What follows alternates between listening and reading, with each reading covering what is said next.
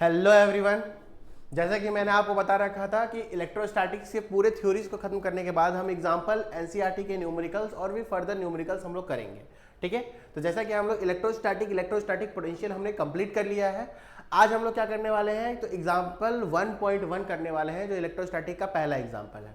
तो इलेक्ट्रोस्टैटिक का पहला एग्जाम्पल हमें क्या बोल रहा है कि if 10⁹ electron out of a body to the another body. देखिए 10⁹ इलेक्ट्रॉन एक बॉडी से किसी दूसरे बॉडी में क्या कर रहा है, मूव कर रहा है एवरी सेकेंड।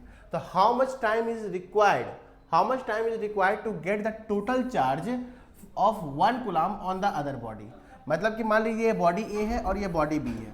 अब बॉडी ए से बॉडी बी में 10⁹ इलेक्ट्रॉन क्या कर रहा है, एक सेकेंड में ट्रांसफर हो रहा है।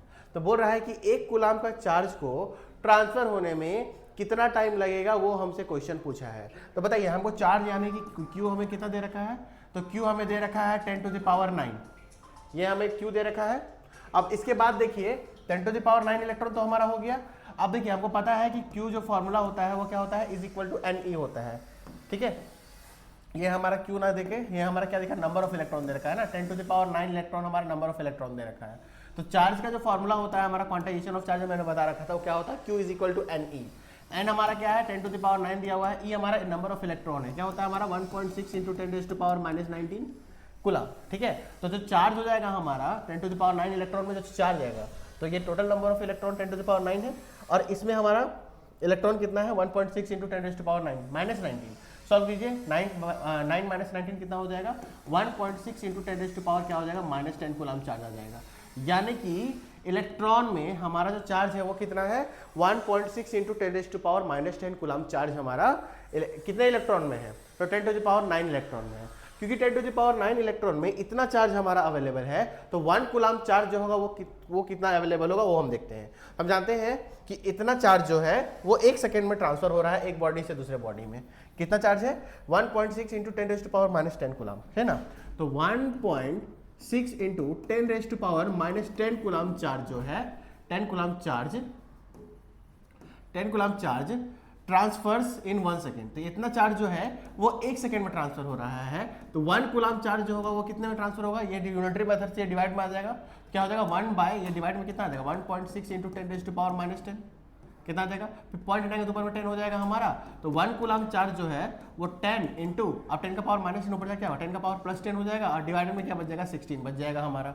ठीक है, तो 1 कूलम चार्ज जो ट्रांसफर होने में जो लगेगा, देखिए 10 का पावर 10 है, इसको इधर कर लीजिए, तो 10 का पावर एक 1 इसमें कर देते हैं तो 100 हो गया हमारा, इंटू ये 10 का पावर कितना हो जाएगा, 9। ठीक है, इसमें से 10 का पावर 1 हमने निकाल लिया, इसे 10 से मल्टीप्लाई कर दिया, तो एक 10 निकाल के इसे मल्टीप्लाई 100 हो गया और 10 का पावर 9 डिवाइडेड में कितना हो गया हमारा 16 से अगर 100 को काटेंगे तो हमारा 6 पॉइंट अप्रॉक्स में कितना आ जाएगा, 25 आ जाएगा। तो 1 कूलम चार्ज जो है वो कितने टाइम में ट्रांसफर होगा, तो 6.25 × 10⁻⁹ सेकेंड में ट्रांसफर होगा। कितने सेकेंड में, 6.25 ×